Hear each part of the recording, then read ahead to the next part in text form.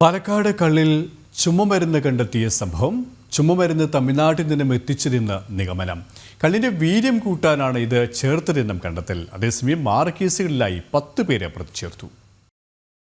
Palakkad Meenakshipuram, മുളക്കാട്, അഞ്ചുവെള്ളക്കാട്, Gopalapuram, കുറ്റിപ്പള്ളം, വെമ്പാറ west എന്നിങ്ങനെ 6 ഷാപ്പുകളിലെ കള്ളിൽ ചുമമരുന്നിന്റെ സാന്നിധ്യം വീണ്ടും കണ്ടെത്തിയ സംഭവത്തിൽ എക്സൈസിന്റെ അന്വേഷണം പുരോഗമിക്കുന്നതിനിടെയാണ് ചുമമരുന്ന് കൊണ്ടുവന്നത് തമിഴ്നാട്ടിൽ നിന്നാണെന്ന നിഗമനത്തിൽ എത്തിയിരിക്കുന്നത്.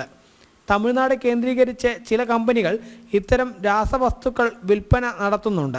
അവിടെ നിന്നും ചുമമരുന്ന് വാങ്ങി കള്ളിൽ ചേർത്തതാവാമെന്നാണ് അന്വേഷണ സംഘം കരുതുന്നത്.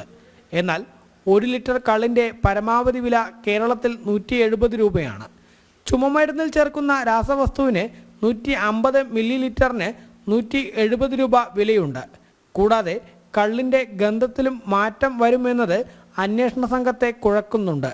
അതുകൊണ്ട് തന്നെ അന്വേഷണത്തിൽ ശാസ്ത്രജ്ഞരുടെ കൂടെ സഹായം തേടാനാണ് അന്വേഷണ സംഘത്തിൻ്റെ തീരുമാനം. അതേസമയം 6 കേസുകളിലായി 10 പേരെ പ്രതി ചേർത്തു. പ്രതികളെ ഉടൻ അറസ്റ്റ് ചെയ്ത് കോടതിയിൽ ഹാജരാക്കുമെന്ന് എക്സൈസ് വ്യക്തമാക്കി. ജനം, പാലക്കാട്.